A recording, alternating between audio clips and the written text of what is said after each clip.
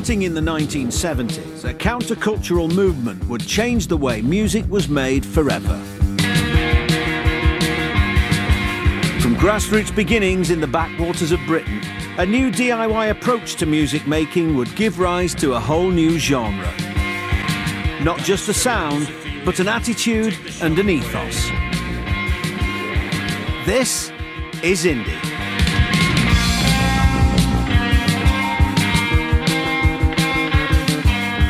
We'll discover why it spoke so perfectly to a generation and reveal how this music for Misfits eventually came of age.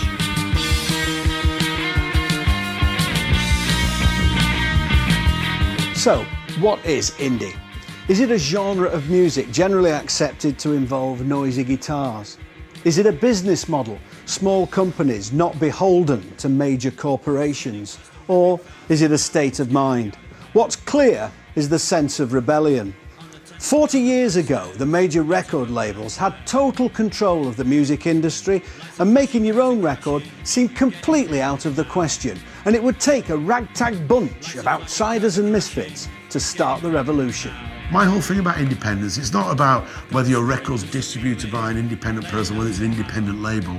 It's not about that, it's about a spirit. I think indie seemed to be something that people would gravitate towards and sort of embrace it 100%. Major record companies just thought what we were doing was unbelievable. Instead of 10,000 watching or 5,000 watching, actually there was 20 of you in there loving this moment. Although it would have been great at the time to be given a shitload of money, you know. If you had something to say that you could try and do it yourself, it just felt like it was attainable, and it felt like it spoke to you, and it felt homemade.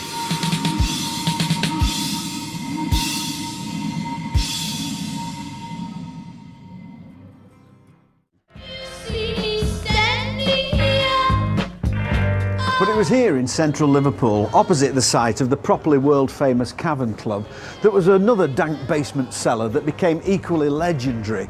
This is Eric's, where the punk bands played. I came here as a student from Manchester, went down the stairs and saw Johnny Thunders and the Heartbreakers, and it properly blew my mind. But it was just the kind of sanctuary in the late 70s that would form the meeting place for the Misfits who would guide the city's independent scene.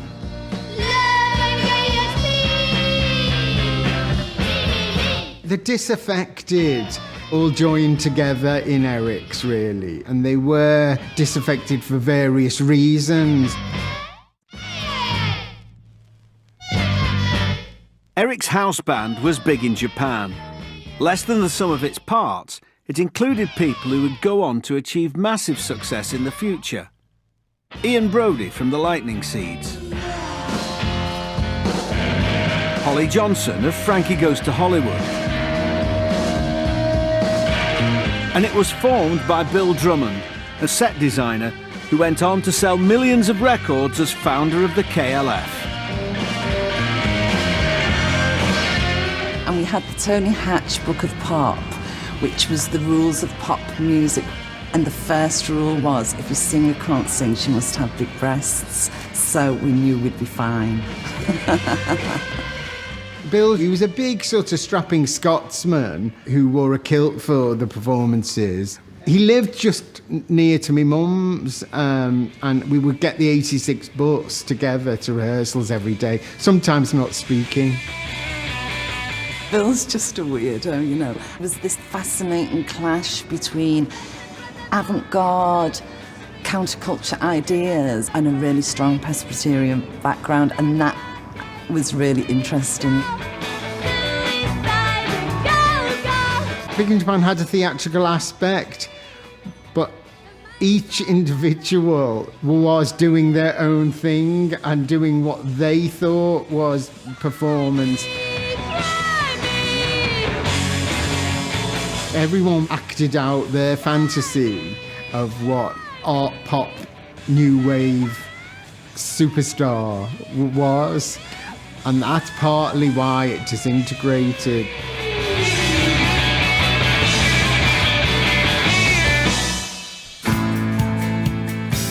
With Big in Japan no more, Bill Drummond, with his partner Dave Balfe, decided to set up his own indie record label Zoo to showcase other bands emerging from Eric's. We did ask Bill Drummond for an interview, but in the independent spirit, he decided he'd rather do it himself. So he sent us this message. August 1978, Liverpool. Big in Japan. Our band. We were never going to be the one-hit wonders we dreamed we would be. So we split the band. The dream was over. Dave Balfe, a recently recruited bass player, asked me what I was planning on doing next. And I said, forming a record label. And he said, can I do it with you? And I said, fine. And he said, what do you think we should call the record label? And I said, Bill's Records. And he said, that's a crap name. And I said, okay, so what do you think we should call it? And he said, The Zoo. And I said, fine. So we started recording. And we almost succeeded in recording bands that had never been heard of before and were never going to be heard of again. But people wanted to hear these bands again, and the bands wanted to make more records. By 1980, the dream was over.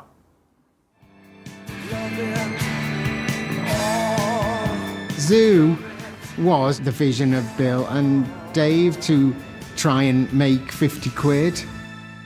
I think it was inspired by Buzzcock's Spiral Scratch single, which was a very important single to many northern musicians, to see that, you know, someone could actually do that and have a kind of hit. They thought, well, why can't we do that?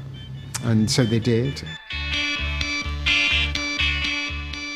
We just felt total amateurs. That's the main thing we felt. Like, we were running on ridiculous budgets. We were all basically subsidised by the Dome. We would just about make 300 or 400 quid profit on about 1,000 7-inches, if we were lucky. In 1979, this is how it worked at the Zoo. Balfe and I would record the band in Liverpool. We'd take the tape down to London in the Balfemobile. We'd go down to the mastered rooms. Aaron would master it and cut it. We'd take the acetate up to Lintone pressing plant off the Holloway Road. We'd ask them to press up 2,000 copies of the record. They would say it takes 2 weeks. We'd drive back up to Liverpool. Kev Ward or Alan Gill would design a record sleeve. We'd have the sleeve printed down the Dock Road. 2 weeks later, we'd drive back down to London with the sleeves, go into Lintone, pick up the 2,000 records, drive round to Rough Trade Record Shop, go in, play it to Jeff. Jeff would say, great, I'll have 1,000 copies. We'd go back out to the car, sleeve up the records, take it in, he'd hand us a cheque. Then we'd drive down to Beggar's Banquet Record Shop, somewhere south. I'd play it to Martin. Martin would say, great, I want 200 copies. We'd hand it over, gives us a cheque. Then we'd drive over to Walthamstow, go to Small Wonder Record Shop, play it to Pete. Pete would say, great, I'll have 400 copies. Then he gives us a cheque, drive back up to Liverpool, go into Probe Records. They said, it's rubbish, but we'll have all of you what you've got left, and we'd hand them over. Except we'd keep a box for ourselves. We'd give 2 copies to each member of the band, one for themselves, one for the mother. Then we'd go up to Mike Carron's at the bank. We'd hand in the cheques. Then we'd write out cheques and send them out to the studios, the printers, the pressing plant, the band. And then we'd send a copy out to each of the music papers, the Record Mirror, the Sounds, the Melody Maker, NME. And a week later, it'd be Record of the Week in one of them, or most of them. The next day, Jeff would phone us from Rough Trade and say, want 1,000 more copies of their record. That's how it worked then. It was simple. This is the band speaking. In its brief 2-year span, Zoo launched the careers of 2 of the most influential bands of the 80s, Echo and the Bunnymen and the Teardrop Explodes, and helped to create a sparkling new kind of Mersey beat.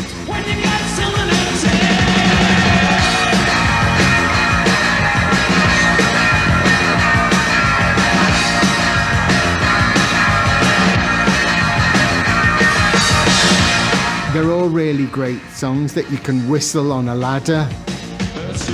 You see, I come from Liverpool where the Beatles were drip-fed into you at birth, and proper songs and catchy lyrics and melody lines were a part of your DNA, and musical and melodic songwriting really was part of the tradition. It was like really good songwriting in a sort of punk clothing, if you know what I mean.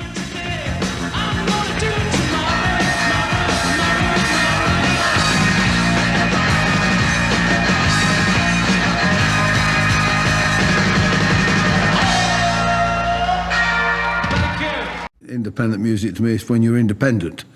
I mean, literally, it's not about the music, it's about the state of the company, what your state of mind is. One of our biggest hits was absolutely written about our attitude to the record industry. You can love us, you can hate us.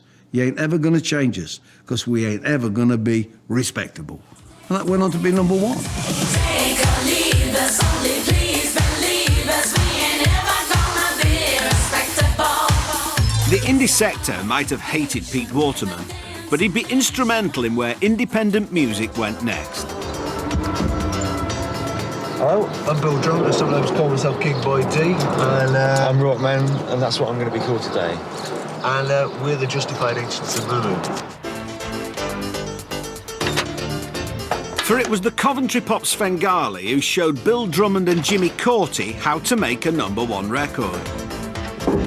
They would form the KLF, the most successful UK independent singles band of the 1980s. The pair met whilst they were working at the Stock Aitken and Waterman studios. We spent hours with those guys while they were, navel gazing, and we taught them to stop bloody talking and focus on it. We've got to find a bass drum beat on this record here that we can sample, then clean up. You had to get to the chorus, to the idea, and not waffle. Can you hear the bass drum? Boom, boom, boom, boom. We can't use it from that bit because there's too many other instruments to tell. We're going to find a bit with just a bass drum, usually at the beginning of a song. Bill and Jimmy saw firsthand how million-selling records were produced on a budget using new, cheap computer technology that was completely changing how music was being created. The scientists over in Japan in the past few years have been coming up with all this kind of stuff. All the stuff we're using. Like the 808, what's this, 808? This is a 909 drum machine.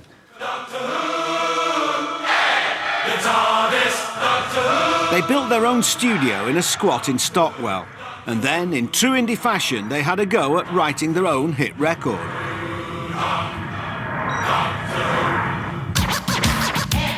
They came up with Doctor in the TARDIS and released it under the name The Time Lords. By June 1988, it was #1.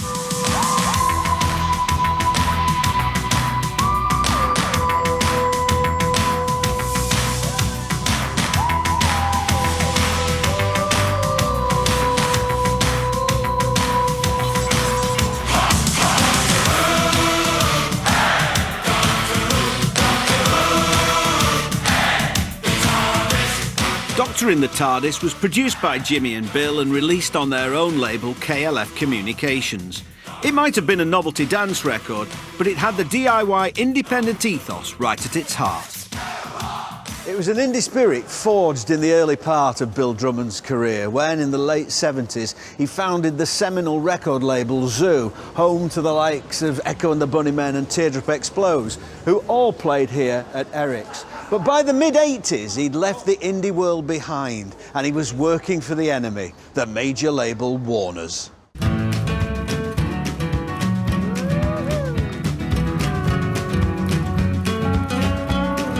It took us all by surprise.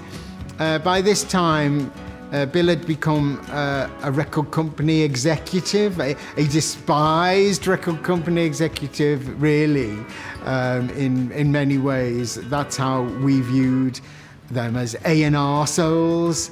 I don't suppose you're allowed to say that on BBC, are you? Bloody A&R souls. KLF to me is Bill getting really fed up of being an A&R man. You know, it seemed like a good idea at the time to take that wage from Warner Brothers, but it's really, really, making me boil and I'm ready to go. So KLF was the kind of end result of all that. And he threw himself in there 100%.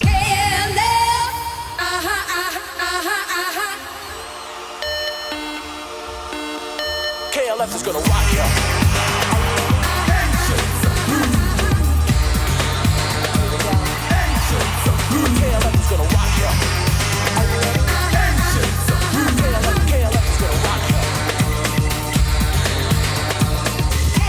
Over the next few years, Bill and Jimmy would release records as the KLF.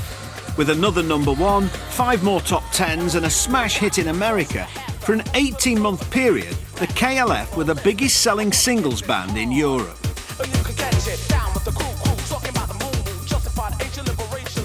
With no manager, no office. They had a lock-up where they kept their costumes that they wore on top of the pops with the horns coming out of their head, and a squat, and a phone, and two visionary imaginations in Bill and Jimmy. And they sold millions and millions of singles. Suddenly, there was a sense of cash from chaos again, rippling through the industry, that everything's possible. It's got nothing to do with guitars, it's got nothing to do with people in suede or leather jackets singing about their girlfriend. It's people doing something truly extraordinary that hasn't been done before.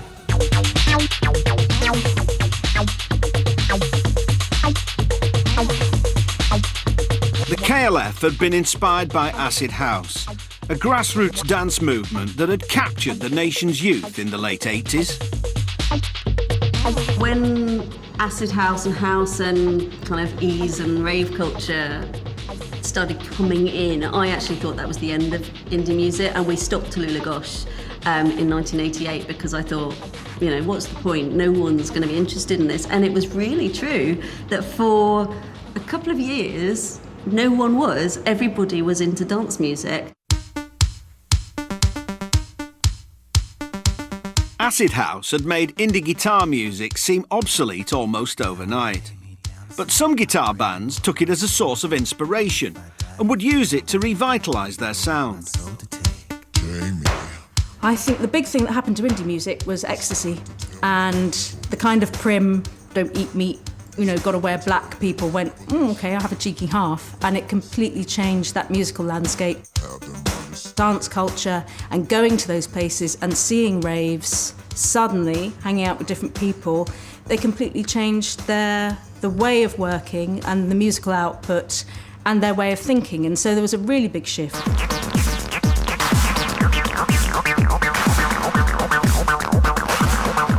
Here in Manchester, there was a nightclub called the Hacienda. It used to be on this spot. It's flats now, like everywhere else. But the Hacienda came to be at the centre of the acid house scene.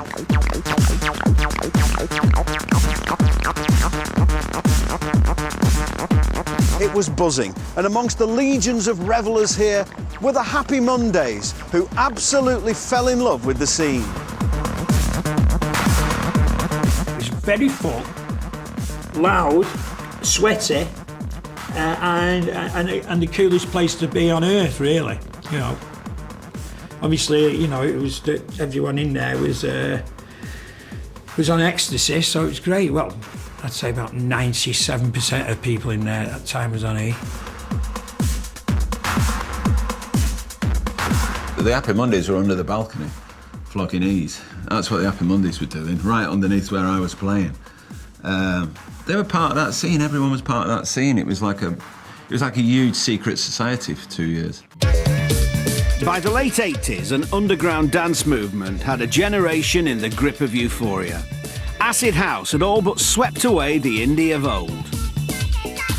Acid house and rave culture was a huge sort of cultural shift, really, away from scratchy guitar bands into things that sound a lot more expansive, a lot more modern, and probably more commercial as well. People doing this around the country with their own individual sounds and their own scene, but all interlinked. It was really exciting. But not everyone was enamoured with the rave scene. 16 policemen were injured when they tried to break up an acid house party in Surrey last night. 1,000 youngsters broke into this disused warehouse. More than 800 people were arrested last night. Violence broke out when the police moved in to prevent it going ahead, and they were forced to withdraw. They returned later with 150 reinforcements to make the arrests. £2,000 worth of drugs was seized. The illegal raves and stories of the drugs that accompanied them meant that battle lines were soon drawn between the authorities and the ravers. But for independent music makers, the new dance culture inspired a seismic change in the country's musical landscape.